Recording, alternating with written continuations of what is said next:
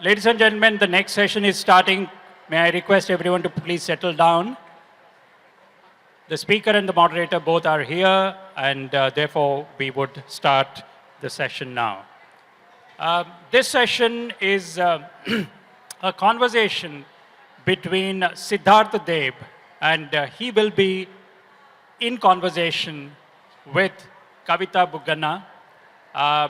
Some of you perhaps would know that she was one of the speakers a few years ago at the HPS when her book came out. And so we are delighted to have Kavita with us this evening.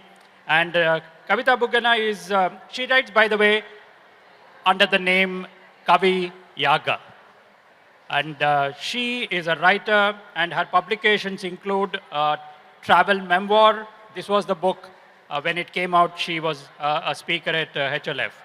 And the title of the memoir is Walking in Clouds, which came out in 2018. And she also writes short stories, and she writes regular columns in the Hindu, Outlook, Traveler, and so on. She earlier, and probably this is appropriate for a place like this, she was actually a software engineer and a development economics scholar earlier. So delighted to welcome you back to HLF, Kavita. And I have great personal connect with Siddharth. When his first book came out, Point of Return, I was just telling them that I had reviewed it for one of the newspapers in Hyderabad. And after that, I also used his book as one of the texts that I looked at for writing about novels, Indian novels in English, which are not from the metropolitan centers. So that's my personal connection with Siddharth. But I will leave the introduction of Siddharth to Kavita, and may I request both Kavita and Siddharth to please come on to the dais. Thank you. Hi everyone, welcome to the Hyderabad Literature Festival, and thank you all for being here. I am delighted to be in conversation with Siddhartha Deb.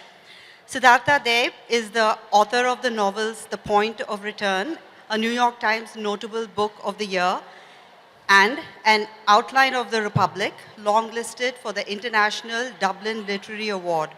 His non-fiction book, The Beautiful and the Damned, was a finalist for the Orwell Prize and received the PEN Open Award.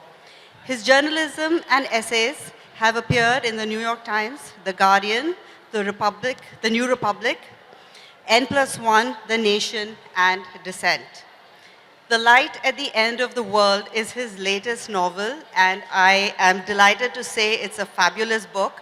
I'm so glad I'm in conversation with you. Welcome to Hyderabad, Siddharth. Thank you so much. I hope everyone can hear me properly back there. Yeah, it's a real joy to be back in Hyderabad. I mean, I know that writers are supposed to say these things, but I'm not just saying it.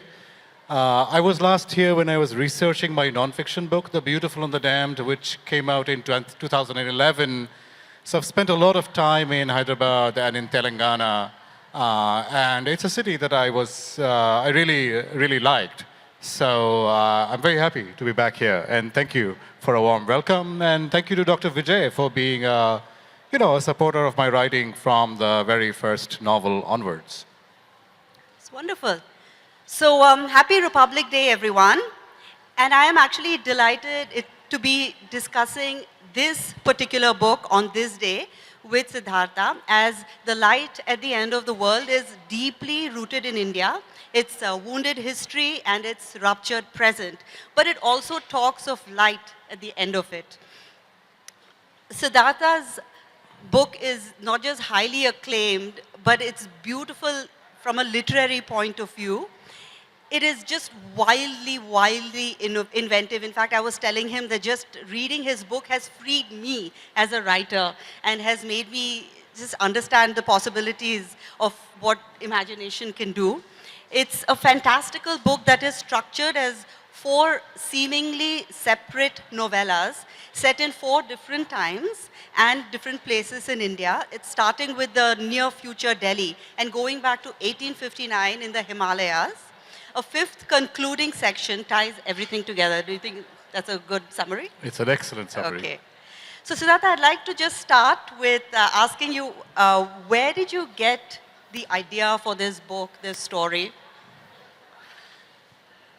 Well, just my first 2 novels were set in the northeastern part of India. And they are largely in a very realist tradition, which is the dominant tradition in Indian writing in English. And, the first novel is largely centered around a family, which is a fairly conventional sort of subject for a novel. It's very popular because families are complicated. The second novel is a little bit more. It's about a protagonist, a Sikh journalist in the Northeast. But they're both in tradition of sort of realism. And then the third book was nonfiction, The Beautiful and the Damned, which is set partly in Telangana and Hyderabad.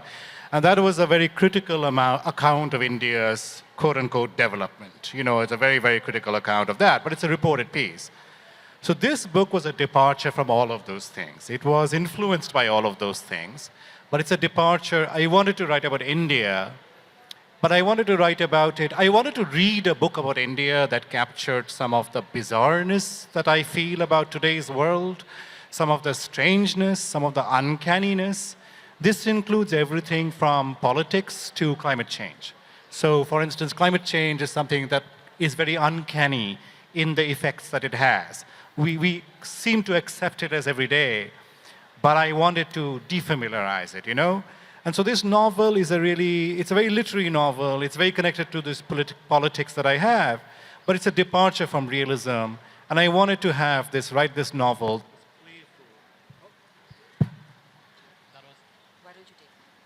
I wanted to write this novel that was playful, that looked at the history and politics of India, but not in a straightforward, realist way, but in a slightly angular kind of way, and played with things like genre. But, it began as an experiment. It began literally with one of the stories, and I said, let's try and find out what happens to this character. And then I did that again and again and again. And then they started seeing how they connected together. So sort of like an exploratory type of a novel, and then it just took shape. Well, I wanted to write I suppose I wanted to write a political novel. I mean, people have talked a lot about how angry the novel, or, the writer is about the state of India, but also the state of the world. But I didn't want to write just an angry novel. I also wanted to write a playful novel, because novels take a long time to write, and anger is not sufficient emotion to sustain. At least it wasn't for me. It may be for other writers. So, I wanted to play with history. I've always been very fascinated by, and I deliberately don't say Indian history, I say South Asian history, because when it takes place in 1859, there is no Indian nation. Yes. And when it goes to 1947, the Indian nation is coming into being, but my novel is crossing national borders and boundaries, right? But yeah, I think I was inspired by other writers who were playful with genre and realism and history, and I wanted to do something similar with a South Asian novel. Fantastic. Like, I heard in one of your interviews, you were talking about how you're influenced by Afrofuturism and those kind. Would you talk a little bit about how that influenced your writing? Yeah, I mean, I don't know, I think many of you are very young, but I grew up in pre-liberalization India. So for me, writing from the third world, as we called it, was very important. African writing was very important. Latin American writing was very important. African American writing was very important. And I have refused to let that go. I mean, for me, I'm not interested in just this line, New York, London, even though I live in New York and I write for publications in New York and London, I am not interested in just the Anglo-American worldview, even when it comes to literature. So one of the writers who was actually a great inspiration to me was the Chilean writer Roberto Bolaño, who kind of did a kind of magic realism. But he wrote a lot about dictatorships in Latin America, but also about political violence, but he also loved science fiction. And when I first read Roberto Bolaño about 20 years ago, when I was writing The Beautiful and the Damned, he kind of freed me. I said, oh, you can actually write about globalization and combine it with conspiracy theories and a history of World War II. It is possible to do all these things in a novel. And similarly with Afrofuturism, Afrofuturism is often writing about the future, but it's also very deeply connected to history and the history of slavery, the Middle Passage of the violence in America. And so writing about the future is not disconnected from writing about the past. And writing about serious things is not disconnected from writing about genre, science fiction, horror, fantasy. So these were the influences, liberating influences, which I think I channeled into my book. Fantastic. So I thought, given the structure of the book, the unique structure of the book, I thought we could approach this talk by reading a little bit about each one of your 4 sections and just delving into questions about that. First, I'd like to introduce the first section, which is called The City of Broom. Takes place in Delhi in the near future. Delhi, the near future. Bibi, a low-ranking employee of a global consulting firm, is tasked with finding a man long thought to be dead, but who now appears to be the source of a vast collection of documents. The trove purports to reveal the secrets of the Indian government, including detention centers, mutated creatures, engineered viruses, experimental weapons, and alien wrecks discovered in remote mountain areas. One of the things that struck me about this section in your book is Bibi's roommate and best friend Moy is both a perfect foil for the activist sort of intruder into society, Bibi, as she's also Bibi's very best and unlikely friend. Can you just talk about how that relationship, how important that relationship in the book is in the book, and how from a literary point of view, how you bring that out? Yeah, I mean, I think I read a lot of women writers. I didn't when I started out. When I was young, I think my tastes were very male, and the canon is very male. But as I became an older writer, and hopefully a better writer, I just felt I had a lot to learn from a lot of women writers. And I am very, I am very much a straight male, but I'm very interested in, questions of gender and, switching boundaries between gender. And I'm very interested in the question of female friendship, because I think they are more complex, more powerful than male friendships, for instance. So Bibi, for me, her friendship with Moy is very important, because they're both marginalized characters. They're both from the Northeast. They're both marginalized in different ways, living in this sort of slightly ghastly Delhi. But they're very different. Bibi is very intellectual, Bibi is very political. Moy just wants to migrate to the West and get married to a white man and have a solitaire diamond engagement ring, wedding ring, and 2 kids. But because they are opposites, their friendship is really kind of powerful. And for me, it was a very good way to come into Delhi, to tackle Delhi from an angle, from a kind of marginal point of view. They live in this kind of slum area near the university where I used to live, where a lot of migrant workers, very poor migrant workers from the Northeast and from Eastern India live. So there are layers and layers of kind of marginalization and even violence and patriarchy. And these 2 women, there is this bond that they have was a wonderful way to get into Delhi. Perfect, thank you. And when you refer to the Delhi that they live in, one of the things I absolutely loved about this particular section was how the climate, not just the physical layout of Delhi and the physical spaces, but also the climate, the fog, how you incorporate that to create a sense of the unreal, mist, dust storms. it has to do with climate change, but it's also somehow an introduction to something strange and surreal that's going on. There's elements of horror in this particular section that I felt. I was wondering if you could talk about that a little bit. Yeah, I think Amitav Ghosh in his The Great Derangement talks about how realism has really struggled to deal with climate change because climate change is so abrupt, it is so sudden in its effects, which we know now increasingly from our everyday lives. Like even in New York, there are floods in New York. This has become a very common thing, but it doesn't, announce itself. And There's fires. Fires, yes. I mean, when the novel starts with the air quality in Delhi, which when you live in Delhi, you take it for granted, right? Or you have to function in it. Or in Calcutta. But if you're coming in and out, you notice that everybody has a cough. And that by day 3, I have a cough. Or that it is it's a very strange that the sky is gray. Or that the sun looks different. Because of the amount of pollution. The sun looks different from Delhi than it does from New York. And so I was interested in a kind of fiction that can address that. And this kind of almost exceeds human rationality, like the effects of climate change. And again, Ghosh talks about how realist fiction finds it very difficult to grapple with.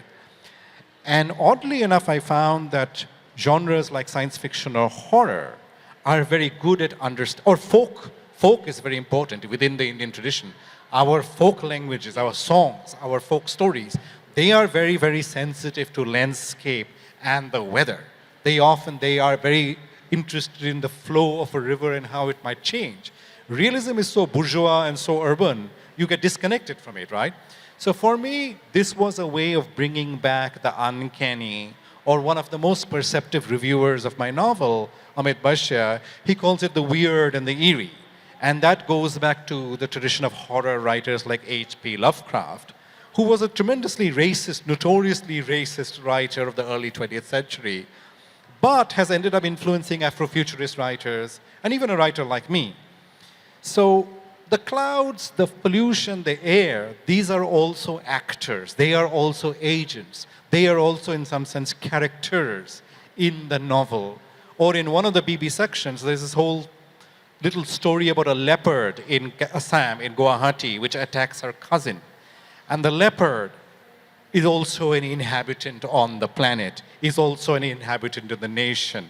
And so they are also important agents, characters for the novel, and twisting it from realism, giving it a space for the uncanny, allowed me to do that, basically. That's perfect. I was wondering if we could do a small reading so everybody could get a flavor of this particular section. I think page 37. Yes. Yeah, it's very short. So it's a very big book, but it's a very short excerpt. When she finally arrives at Amidala, late beyond all measure, Bibi is no longer capable of the mundane tasks that await her. Images of antibiotic-resistant superbugs and jerry-rigged Jugaad super weapons populate her brain as she logs onto her computer to read the accumulating messages.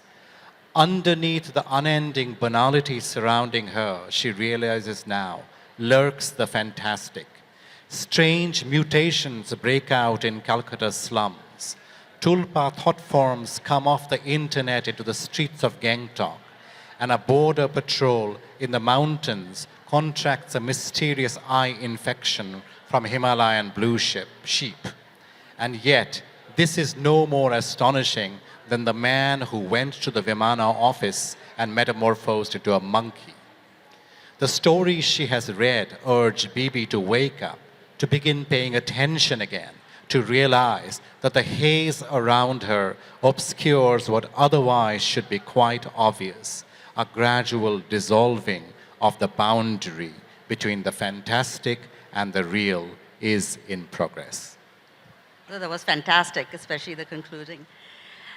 So the second section is called Claustropolis. It takes place in Bhopal in 1984 on the eve of the Union Carbide Bhopal gas tragedy. And I'll just read the blurb to you. Bhopal, 1984. An assassin tracks his prey through an Indian city that will shortly be the site of the worst industrial disaster in the history of the world. Now, this is so deeply rooted in realism, in facts, in history. But there is also, again, this sense of the fantastical that you're able to do. And I think one of the ways, one of the things that struck me about this is how people are dehumanized. The assassin, as a writer, you were able to have an assassin, a protagonist, who's almost bestial. He's like a semi-beast with his nature. And also the way he looks at the people in Bhopal, the people he kills. He calls them insect men, dog men, bull men. In some ways, he is able to lose his humanity by blurring the humanity of others, not being able to see the humanity. And I've seen your blurring between human and animal in the other stories as well. So I was wondering if you could talk a little bit about that.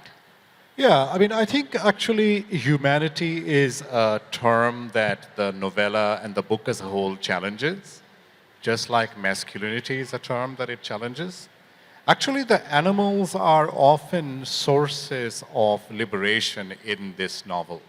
So when the main character, who is quite a toxic, violent, it's also a lot about caste. You know, it's also a lot about, you know, religion. It's also a lot about Hindu nationalism and kind of a violent kind of masculinity.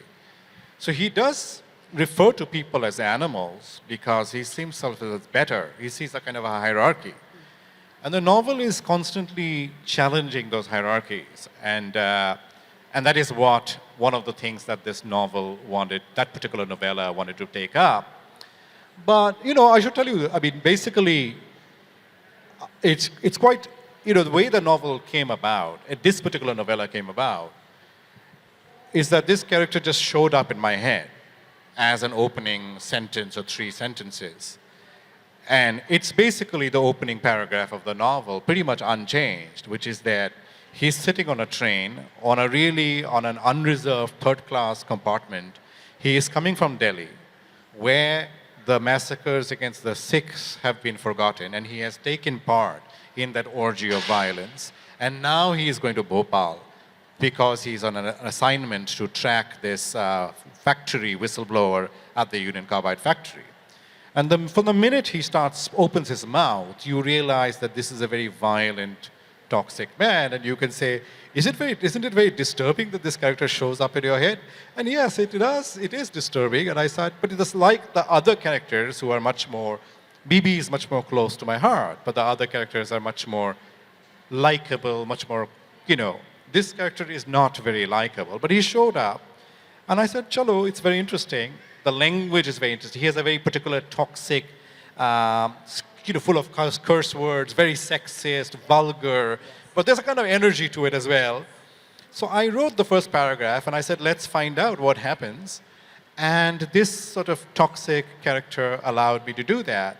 But yeah, throughout the novel, like the clouds in the Delhi section or like the animals, they are actually potential sources of understanding our place in the world better.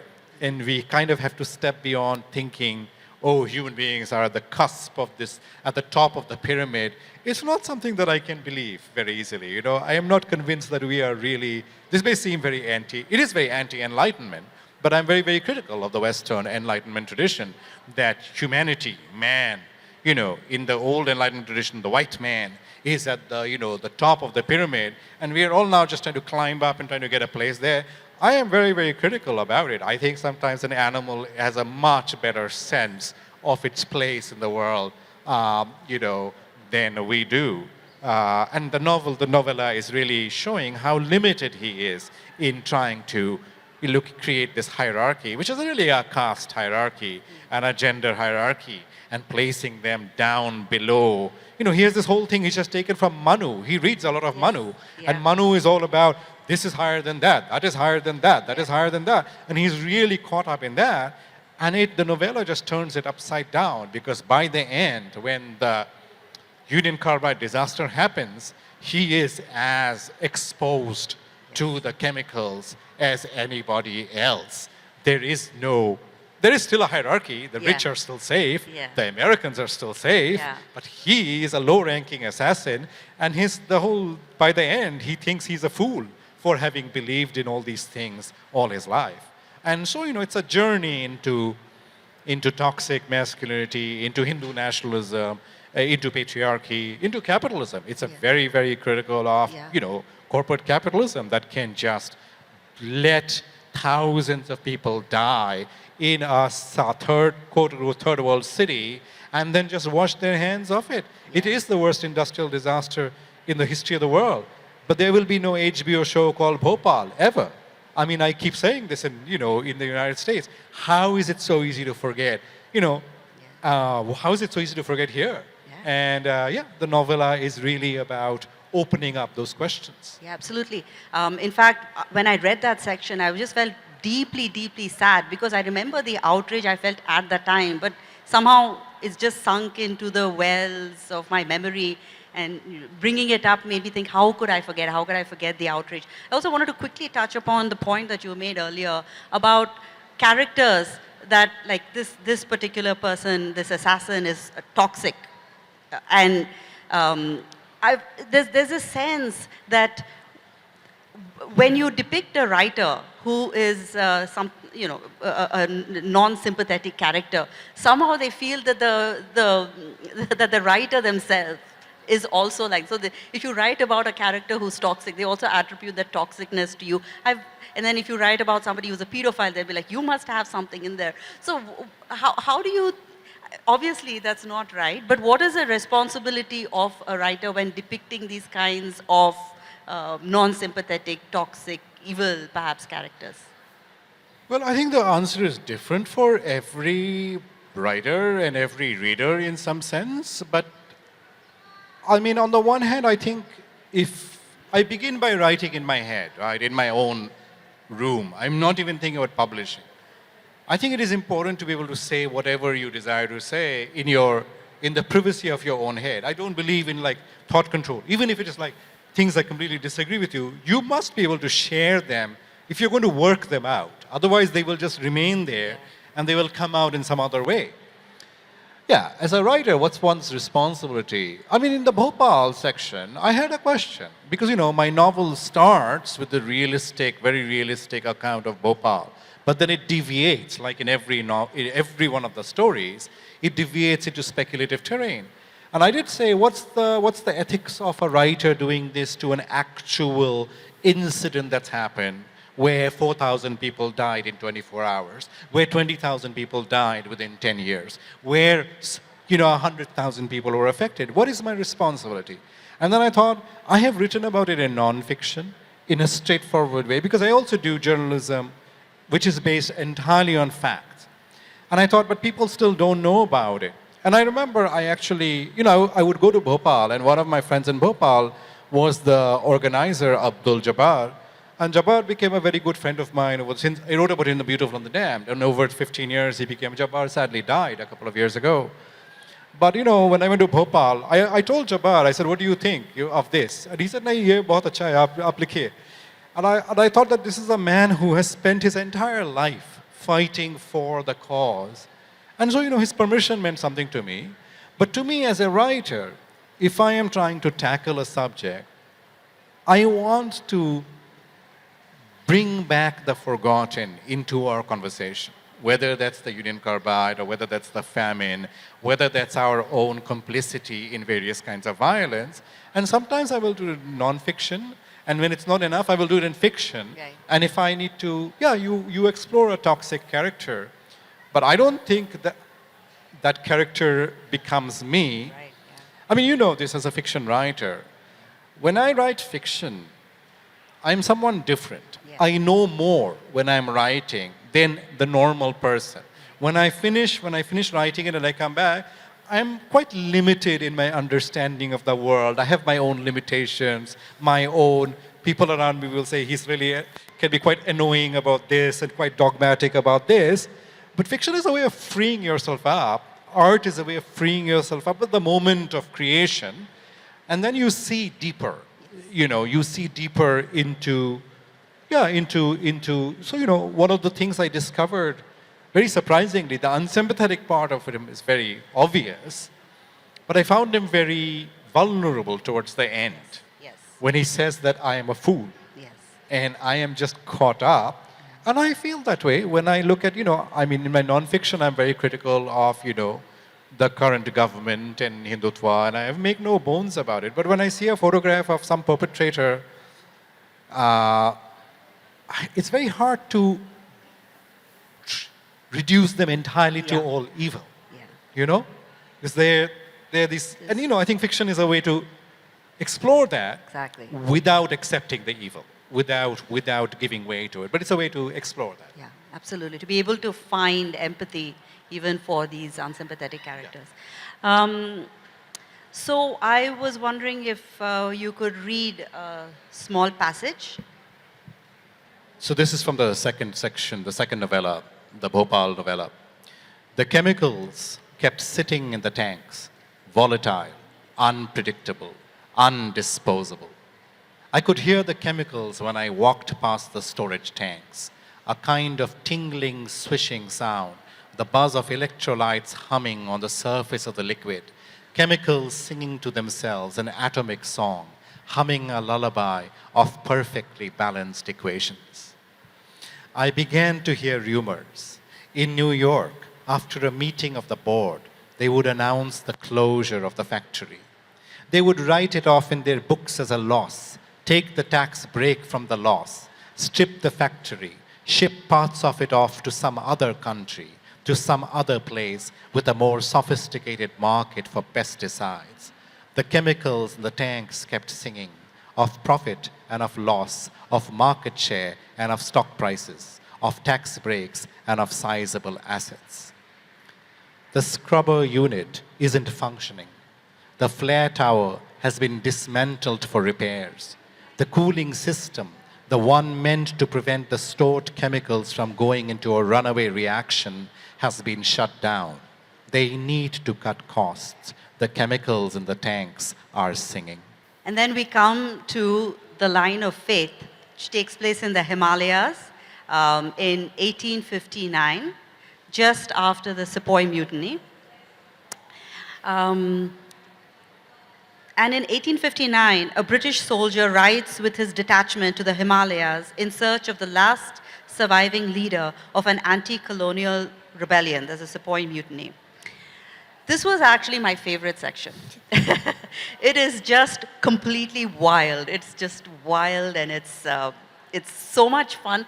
In fact, I feel that you really brought out your it's like a joyful, fun process of as a writer, and that's always great when you can bring it out, right?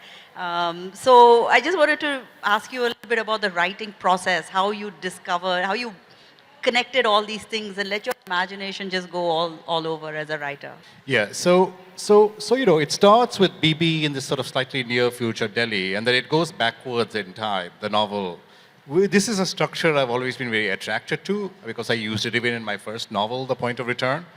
But it goes back to 1984, to Bhopal, and then it goes back to a third section in Calcutta in 1947, just before the partition, which is about this slightly hapless young veterinary man who is in search of this Vimana, which is, it's also kind of very deeply rooted in partition and the Bengal famine, but has a slightly speculative element. And then the fourth section goes to right after the Sepoy Rebellion in 1859, and it's from the perspective of a British soldier called Sykes, who is part of this contingent who they are riding to the Himalayas to capture this last remaining fugitive, companion of the Nana Sahib. Then the Nana Sahib actually disappeared in the Nepal. The British actually never found him. So we don't know actually what happened to the Nepal Nana Sahib. So I play with these historical aspects. And, but so the soldiers basically are riding out to the north, to the Himalayas. And yeah, I mean, on the one hand, I'm indulging my love for history. So I actually, I went to the PhD program at Columbia in literature, but I had a minor in history, and my minor was actually the 19th century, and part of it was actually the Sepoy Rebellion. This was like a long time back. And so I read a lot of texts about 19th century colonialism. I studied with this very famous historian called Mark Mazur, and I read a lot about colonial violence, not just in India, but also in Africa, a lot about weaponry, a lot about machines, a lot about technology. Technology is very central to the empire. So these things, stay, and I read about things like Tipu's tiger. And, I read about Elgin, whose famous comment about Indians, his Indian servants, right? And Elgin was a fairly sympathetic British character, but, he was the governor general, and, he had come back from China to India, and he didn't know what to do with the servants who were constantly attending to him. And he writes in his journal that one doesn't even react to them as one would do to dogs, because even with dogs, you would pat their heads. So you see again a kind of, this whole animal-human dehumanization. And, it's not just the colonials. We do this. It's in us too. But anyway, he says, one doesn't react to Indians as one would to dogs, but again with dogs, you could pat them. But to the Indians, one reacts as if they were machines, with whom one can have no interaction at all. So this is the wild part of me, which goes, what if some of the Indians, some of the natives, were actually machines? And that is the surprise that waits for you. Because, they go out on this journey, which starts as this very colonial venture to hunt down this fugitive. But again, my reading influences. So the other thing is, I've been living in the US, in New York for a long time. And I have always loved the genre of the Western, while also hating the politics of the Western. Because it's all about colonialism, it's all about masculinity, it's all about taming the frontier, male violence, white violence, racist violence. But there's something, there's also, and there is a whole genre called the acid Western, which inverts it, so that in the acid Western, it's never the cowboy the cowboy is always the villain. The Native American is the hero. The man is not the hero, it's the woman. And in fact, there's a lot of gender, transgressing of the gender, transgender characters. And the landscape is not to be dominated, but the landscape actually fights back. So I wanted to write something like this. It's like that kind of a Western, but because it was set in India, in the Himalayas, I wanted to write an Eastern, So instead of having even the music is very important. I wanted to have sitar music in the background instead of guitars or the banjo.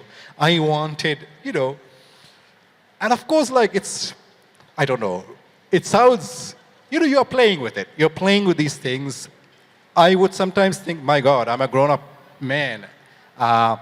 Am I allowed to sit in my room and think about dolls and writing an Eastern? But it is actually great fun to do it. And because the earlier parts of the novel are some of it quite dark, especially Costopolis, the Bhopal section, I wanted something, just a different genre, a little more comedy. Yeah. And it wrote itself. I wasn't expecting it to be so funny when I wrote it, but then the British characters became quite comic. Yeah. Partly because of the way they spoke, because they speak this very 19th century colonial English, the voice, and I had great fun with it. And yeah, the characters, there's a version of Tipu's tiger, but which comes alive. There are clockwork dolls. Don't give everything away. Don't give everything away. Yeah, yeah, that was fantastic. Yeah. I loved it. And I think I liked it so much that I skipped over the previous part. I'm sorry. So let's do this. Let's finish, do the reading for this part and go back to the previous part. Right. And we can. Well, so this is page 335. So this part, the character Sykes, the English soldier, they're visiting this Englishman who calls himself the White Mughal in the Himalayas, in the foothills of the Himalayas, and he has a museum, and he calls it the Ajaib Ghar. which is a very kind of a Kipling reference, actually, slightly dissing Kipling. Anyway, eventually he came to the Ajaib Ghar. He traversed it slowly, making his way towards the Kitab Khana, where he hoped to find Colonel Sleeman. The Ajaib Ghar itself was bereft of human beings. The only illumination came through the skylight at the top, and Sykes had the feeling that the hall was less crowded than he remembered it. Watery sunshine bounced off the gleaming floor, which looked like it had been swept and polished recently, but some of the cabinets were empty. As he walked, he thought he heard the tread of stealthy feet behind him, a strange cough of sorts. When he turned around, there was nothing. Shapes took on greater definition as he penetrated deeper into the Ajaib Ghar. He saw the observation balloon a little deflated.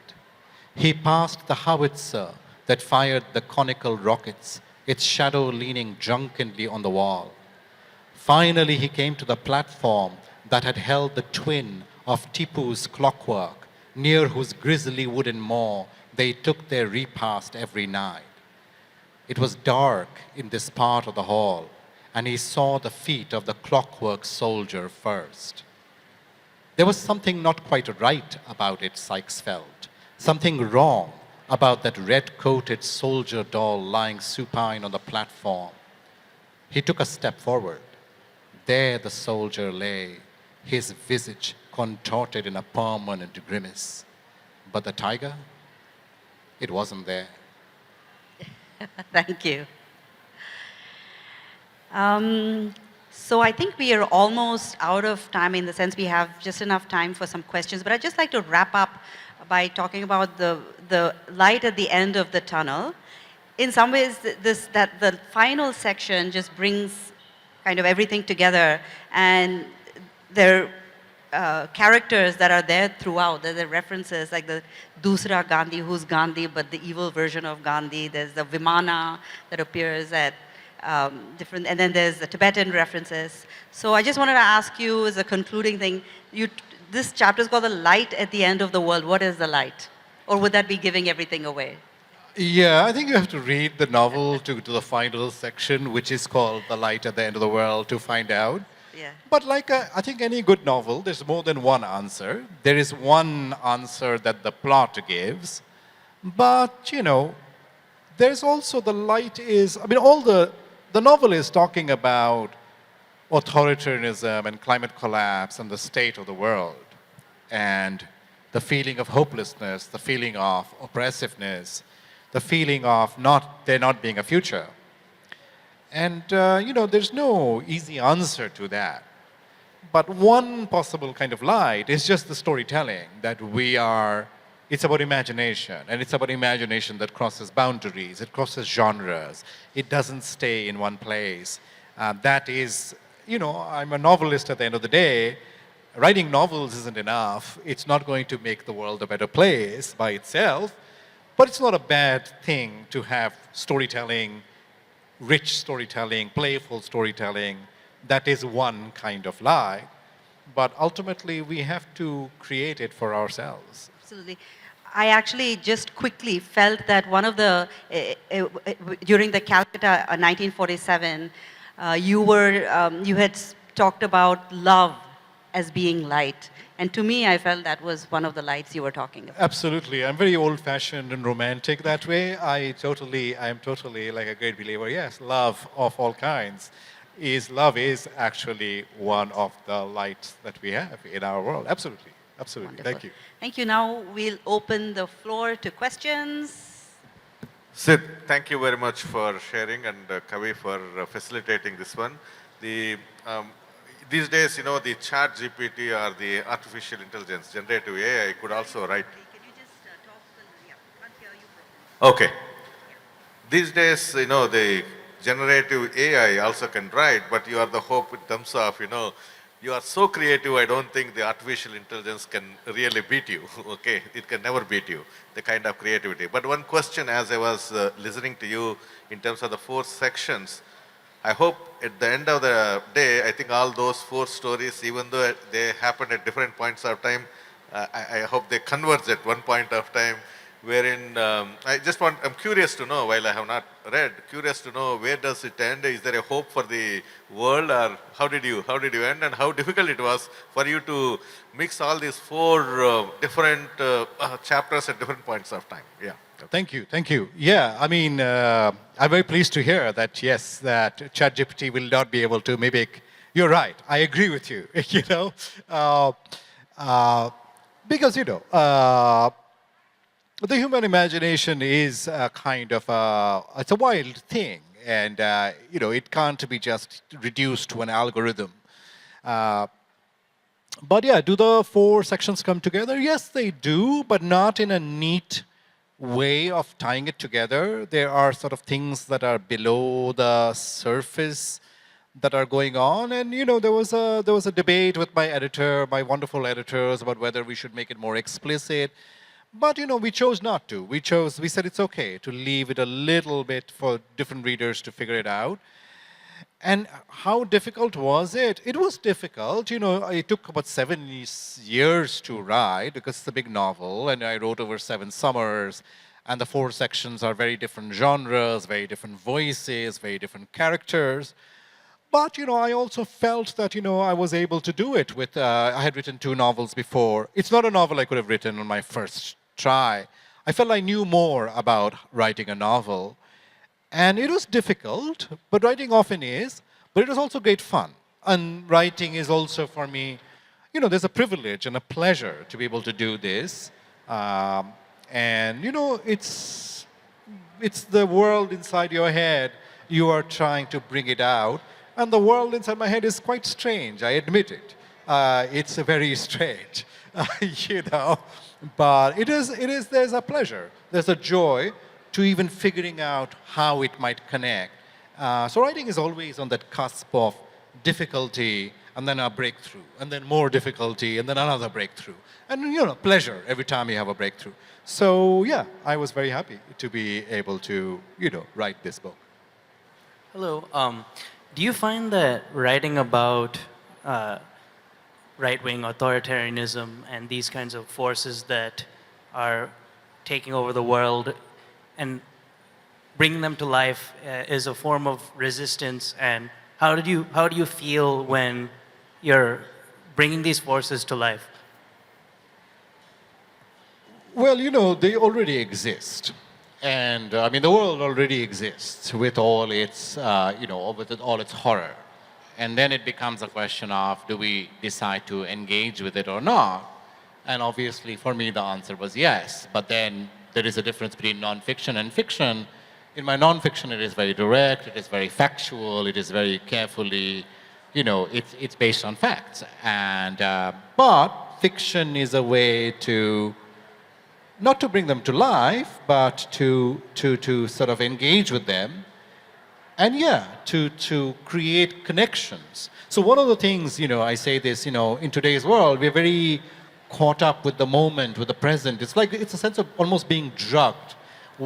This is what is happening, and then you go from one thing to another. A novel allows you to slow it down. A novel allows you to say that, hold on, there is actually a connection between 1984 and 2002. And that connection is important for us to think about. Or there is a connection between 1984 and 1947. And that is also worth thinking about. And there is a connection between 1947 and 1857, and that is also important for us to think about.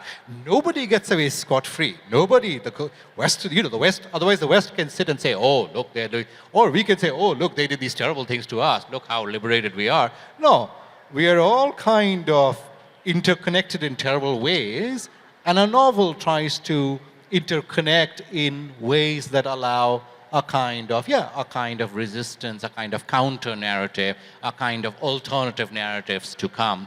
And I think that's what I tried to do in this novel. Absolutely. Hi. Thank you so much. Wonderful listening to the conversation about the book. Just a curiosity for somebody who's from a scientific world and writes scientific articles, how long does it usually take?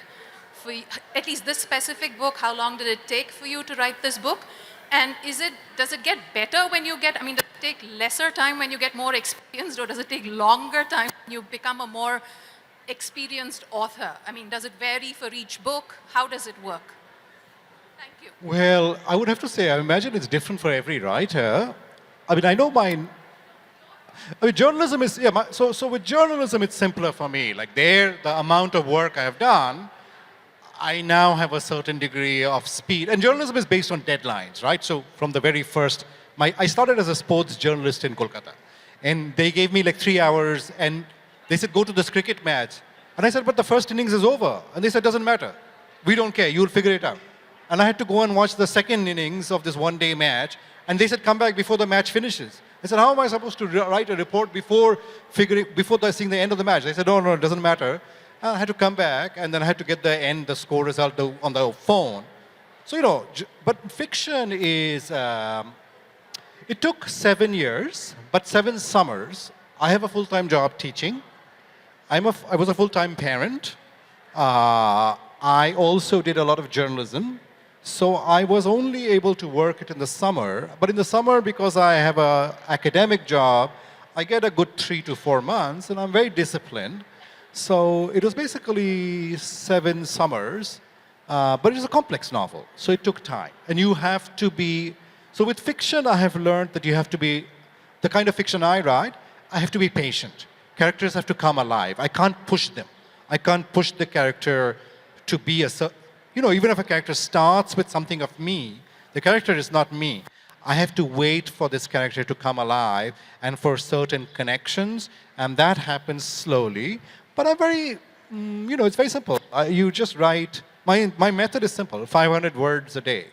And you do that, and eventually it starts coming alive. Thank you very much. This was wonderful talking to you.